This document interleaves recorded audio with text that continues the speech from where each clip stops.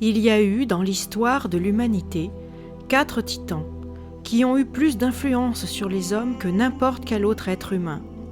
Ces 4 titans sont Zarathustra, Moïse, Bouddha et Jésus, pour les nommer dans l'ordre chronologique. Mais le plus extraordinaire et le plus énigmatique de tous fut Moïse. Dans l'histoire universelle, on remarque qu'une certaine loi s'est imposée à chaque fois qu'une grande civilisation a semblé entrer en déclin ou s'approcher de la désintégration. Lorsque l'horizon intellectuel et éthique de l'homme s'abaisse au point que plus personne n'arrive à percevoir clairement la voie d'un nouveau départ, cette loi se met en œuvre pour amener sur le devant de la scène un génie universel qui ouvre un nouvel horizon. Et il s'ensuit un nouveau cycle dans l'évolution de la pensée, et une nouvelle culture commence. De tels points d'inflexion dans l'histoire humaine peuvent être repérés à plusieurs reprises. Lorsque l'Empire romain, et avec lui la civilisation romaine, eurent atteint leur apogée et commencèrent à se désintégrer, c'est Jésus, le grand maître essénien, qui fit son apparition. Les idéologies de l'Antiquité avaient commencé à se dissoudre. Il semblait qu'il n'y avait plus moyen d'aller plus loin sur la voie des conceptions du monde existant. C'est alors que Jésus apporta une nouvelle éthique et une nouvelle valeur métaphysique à l'homme. Telle était aussi la situation en Égypte, à un moment où le pouvoir politique et culturel s'était pétrifié et où les valeurs égyptiennes avaient commencé à disparaître. C'est alors que Moïse apparut, le deuxième grand titan de l'histoire. Il est nécessaire de commencer par étudier la stature de Moïse dans la perspective de l'histoire, afin de mieux apprécier son extraordinaire génie. Moïse a été le créateur de l'une des 2 composantes de la culture occidentale, la religion hébraïque. La civilisation occidentale se fonde sur ce pilier et sur la philosophie grecque. Moïse a créé l'une des 2 grandes nations auxquelles nous sommes redevables de notre héritage culturel. Il a fait du monothéisme le pilier des religions de l'ensemble des peuples du monde occidental. Il a été le premier et le plus grand des prophètes. Il a été celui qui a donné la loi. Il a apporté les 10 commandements et il a établi les communions esséniennes avec les forces naturelles et les forces cosmiques. Aucun autre individu dans l'histoire n'a fait plus au cours d'une vie humaine dans autant de champs d'activité différents. C'est une inépuisable énergie, une endurance hors du commun qui lui ont permis d'accomplir cet ensemble incroyablement varié de tâches extraordinaires. Il n'est pas nécessaire d'analyser la vie et les enseignements de Moïse à l'aune de l'histoire ecclésiastique. La portée de cette vie et de ses enseignements a fourni matière à d'innombrables gloses à travers les âges. On dispose d'un certain nombre de données historiques, mais l'information la plus authentique vient des anciennes traditions esséniennes préservées par les fraternités esséniennes de la mer Morte et du lac Maréotis en Égypte. Ces traditions divisent la vie de Moïse en 3 périodes de 40 ans chacune. La première période couvre sa vie en Égypte depuis sa jeunesse jusqu'à l'âge de 40 ans. Pendant les 40 ans qui ont suivi, après avoir fui l'Égypte, Moïse serait resté dans le désert où il aurait vécu la vie d'un berger. Il aurait également passé les 40 années suivantes dans le désert à la tête du peuple d'Israël, après l'avoir délivré de l'esclavage dans lequel le tenait l'Égypte. Selon les enseignements esséniens, chacune de ces 3 périodes serait caractérisée par une note dominante. La première période de 40 ans fut consacrée à acquérir la somme totale de connaissances à laquelle il pouvait prétendre atteindre en tant que prince d'Égypte, nation qui était alors le centre culturel du monde occidental. Il y a 3000 ans, l'Égypte était une monarchie théocratique où les ordres de prêtres conservaient les traditions et étaient les dépositaires des connaissances accumulées jusqu'alors. Moïse suivit ces voies traditionnelles d'accès à la sagesse et à la vérité. Il étudia toutes les anciennes sources de la sagesse égyptienne, les préceptes de Ptahhotep et le livre des morts, composé plusieurs milliers d'années auparavant. La sagesse des Égyptiens ne se réduisait pas à leur seule tradition propre, elle s'alimentait aussi des connaissances venues de l'Orient. Moïse avait une soif inextinguible de vérité et de sagesse. Ce fut peut-être l'esprit le plus agité de toute l'histoire. Après avoir acquis la totalité des connaissances qu'il pouvait trouver en Égypte, il en arriva à la conclusion qu'il ne savait que très peu de choses. Il s'efforça de restaurer la sagesse égyptienne des marécages de ses théogonies et théologies. Il pénétra les labyrinthes ténébreux des rites d'Isis, d'Amon-Ra et d'Osiris. Mais il n'y trouva qu'un fatras de dogmes obscurs et de traditions pétrifiées, sans dynamisme vital, sans principe unifié, capable d'expliquer les problèmes de l'univers et de la vie. Après 40 années passées à tenter de construire quelque chose avec les innombrables traditions égyptiennes, il conclut à la nécessité de repartir de zéro et de tracer un chemin entièrement nouveau afin de trouver une explication intégrale aux problèmes essentiels de l'existence. Ayant échoué à trouver la vérité sur la voie de la culture traditionnelle, il s'avança sur le chemin de la nature. Il alla dans le désert et mena la vie d'un berger. Il observa tous les phénomènes de la nature et s'efforça de pénétrer le sens intérieur de tout ce qu'il voyait. Le désert devint son ami le plus intime. Le nom de Moïse est inséparable du désert. Beaucoup d'autres grands génies sont allés dans le désert. Les prophètes l'ont fait, Jésus l'a fait. On pourrait se demander pourquoi et se demander ce qu'est le désert et ce qu'il signifie pour ceux qui recherchent sa solitude. Il y a quelque chose de grand dans le désert, une immensité qui transcende toutes les superfluités. Dans le désert, l'homme est ramené à un minimum de besoins matériels pour la sustentation de son corps, et son esprit y est exempt de distraction. C'est seulement dans les lieux naturels vides, dans les déserts de l'Arabie ou dans les forêts de l'Inde, loin de toutes les influences dérangeantes, que les titans de la pensée humaine découvrent des vérités intérieures qu'ils formulent pour le bénéfice de l'humanité. Ces retraits, ces méditations dans les régions sauvages ont débouché sur une longue série de découvertes de valeurs importantes pour l'humanité. Les Avestas de Zarathustra, les Védas des Brahmanes, les Upanishads des sages sylvestres indiens, le Tripitaka de Bouddha, les enseignements de Moïse, ceux des prophètes, ceux des fraternités esséniennes du désert et ceux de Jésus.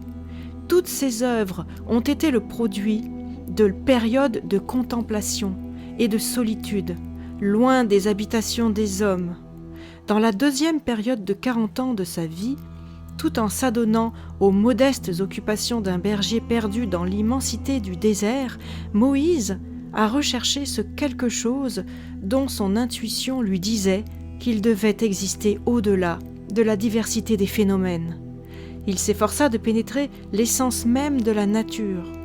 C'est cette quête qui l'a distingué du reste de l'humanité. Seul un petit nombre d'hommes font un tel effort. Les plus grands événements, les phénomènes les plus importants ont souvent été oubliés ou sont même passés inaperçus, et ce, durant des siècles, en dépit de leur grande influence sur la vie des hommes.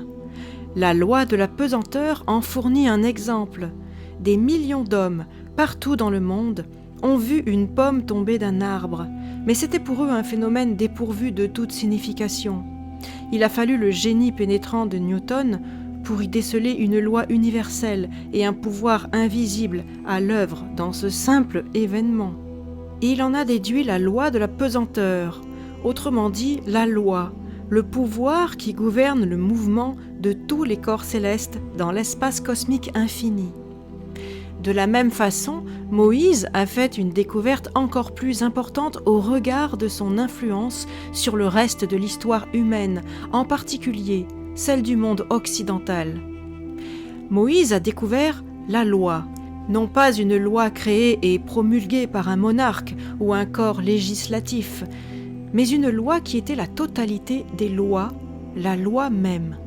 Il fut le premier à découvrir que derrière tous les phénomènes de la nature, il y a une loi invisible.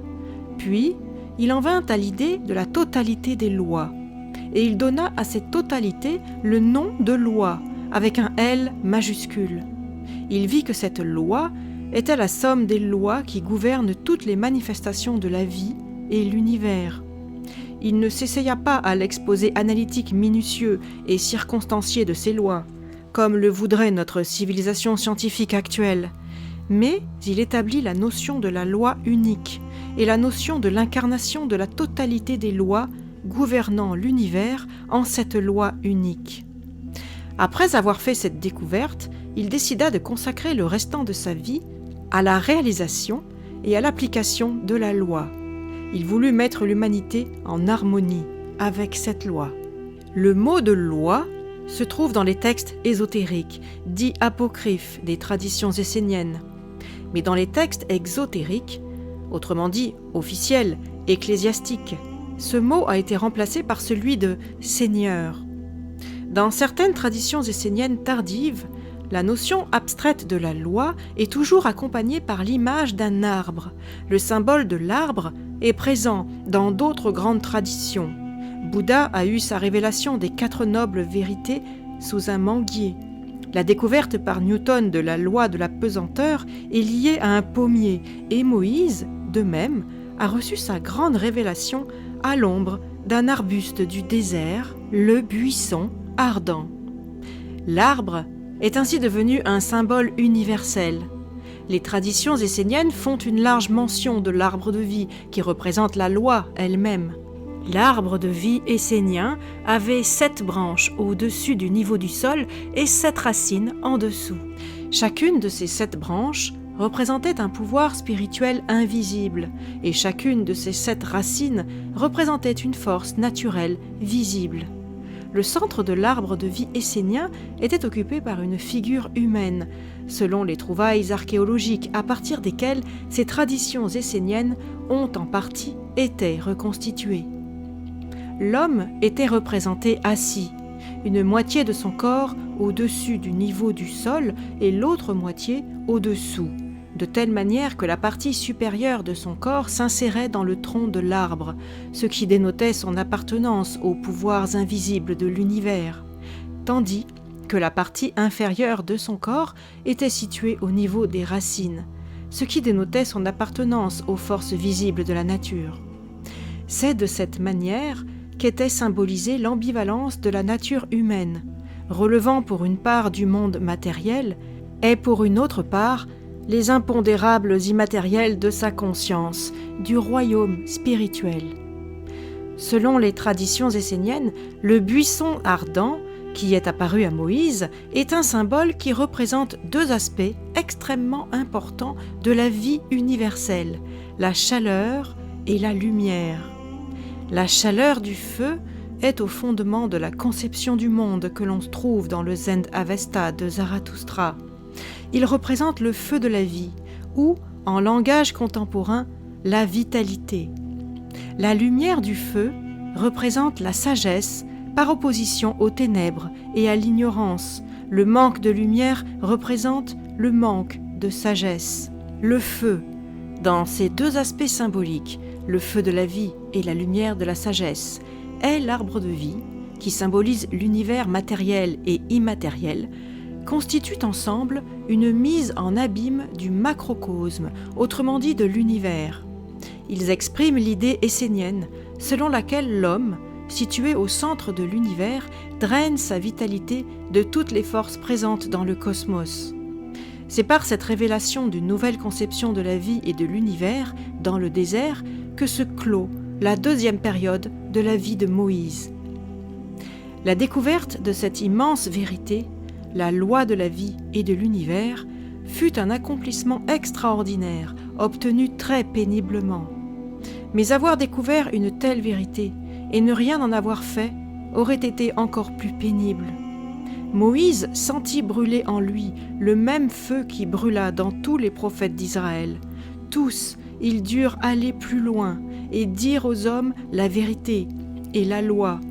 Ils se sentirent obligés d'essayer de mettre l'humanité en harmonie avec la vérité et la loi, et de proclamer que c'était là le plus grand pouvoir à l'œuvre dans l'univers, un pouvoir qui n'était sujet à aucune autre loi, à aucun autre ensemble de lois, un pouvoir enfin incapable de défaite.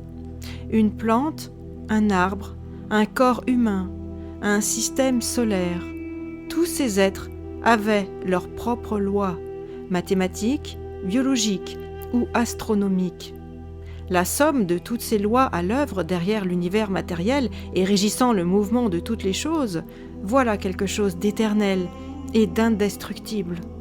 En dépit de certains écarts transitoires par rapport à la loi, en dépit de certaines pétrifications temporaires de cet élan vital, rien ne peut résister longtemps au pouvoir invisible et universel de cette loi dont Moïse fut le prophète.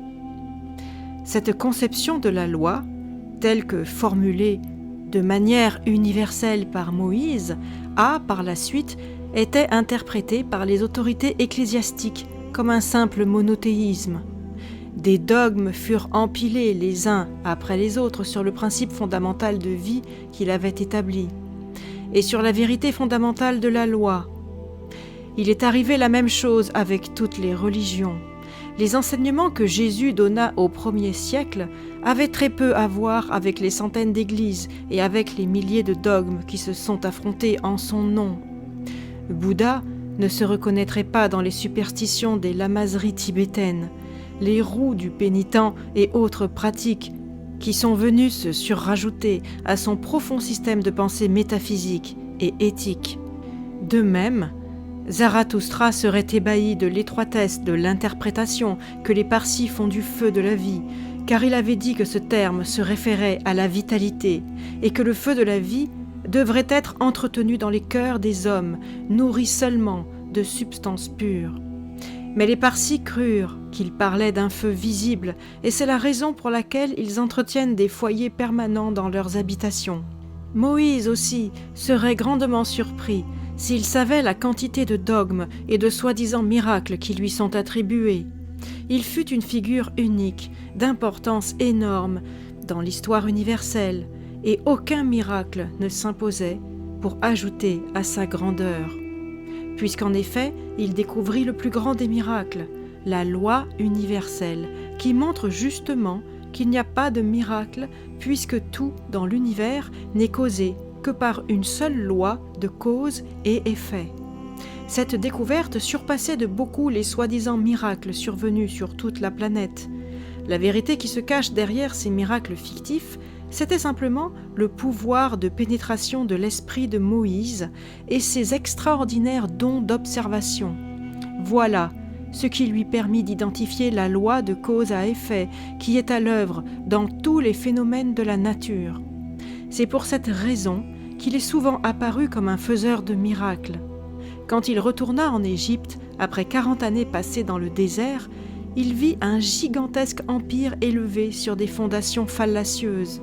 Il vit une Égypte construite sans égard pour la loi et faible en dépit de son pouvoir politique et militaire. Il vit la misère des masses populaires, il vit les fléaux qui fréquemment décimaient les rangs du peuple misérable du fait du manque d'hygiène, du fait des écarts par rapport à la loi de pureté.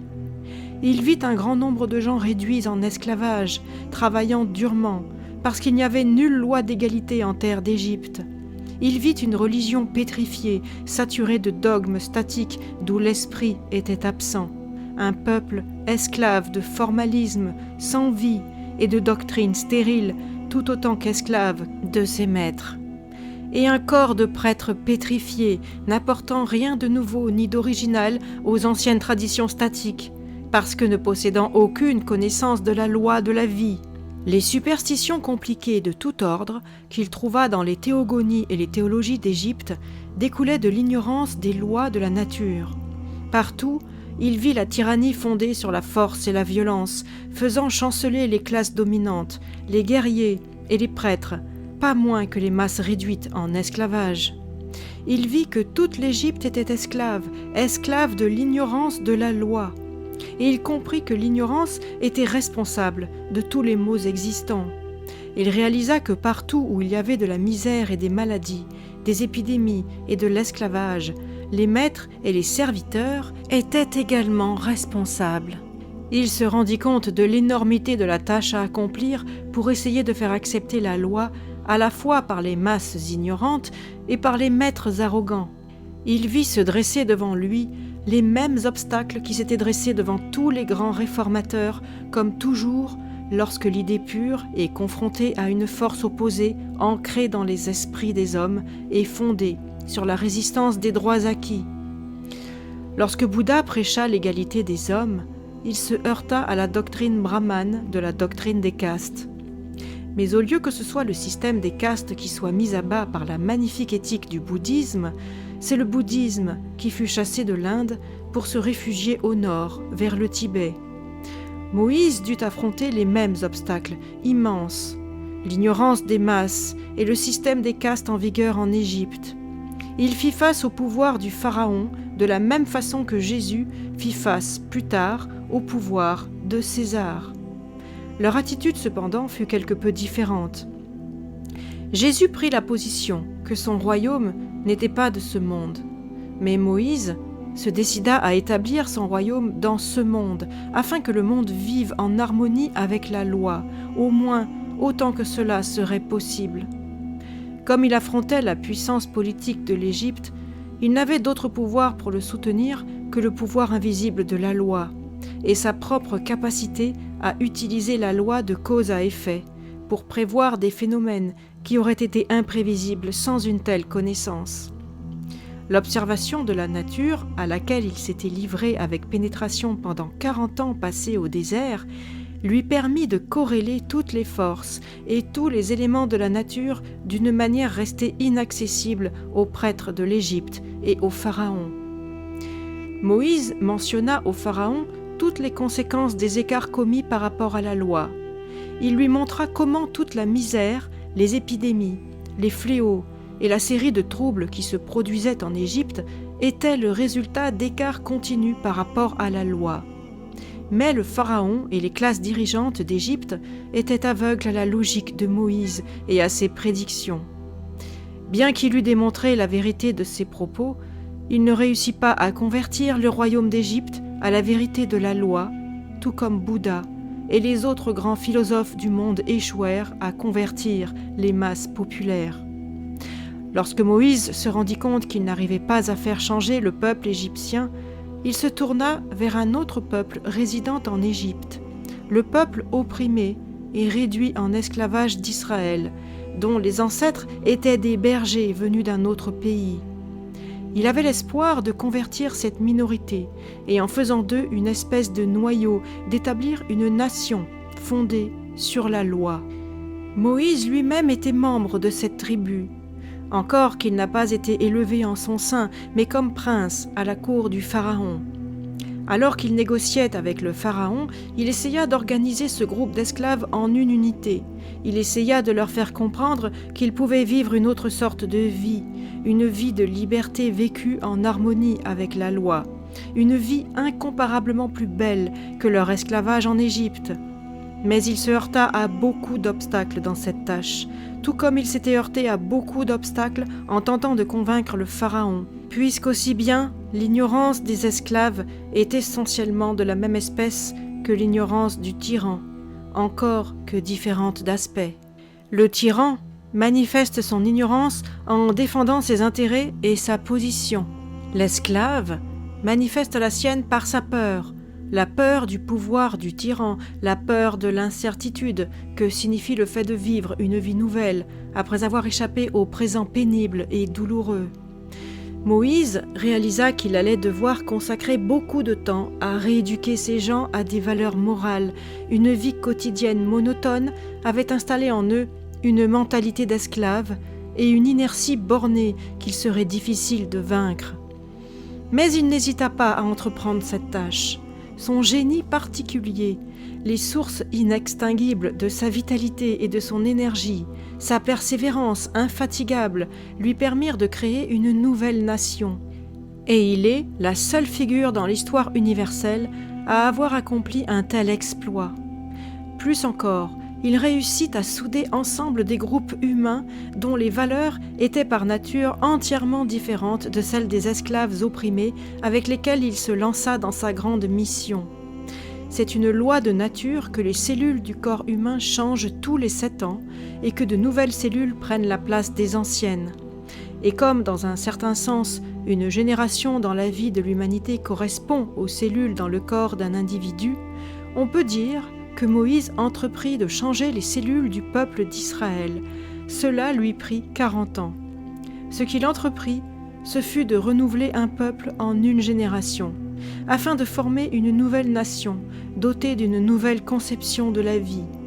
Après avoir passé 40 ans de son existence dans le désert en tant que chef de ses troupeaux, il revint en Égypte pour devenir le chef du peuple d'Israël pendant 40 autres années. Cette tâche l'occupa pendant la 3e et dernière période de sa vie et représenta la 3e voie. Dans la première partie de sa vie, il emprunta le chemin de la tradition.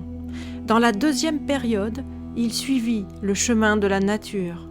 Le 3e chemin emprunté par Moïse fut celui de l'intuition, du déploiement de la pensée consciente intérieure. C'est à cette occasion qu'il fit à l'humanité le legs de la loi. Il fit apparaître un nouveau système éthique et établit une nouvelle nation.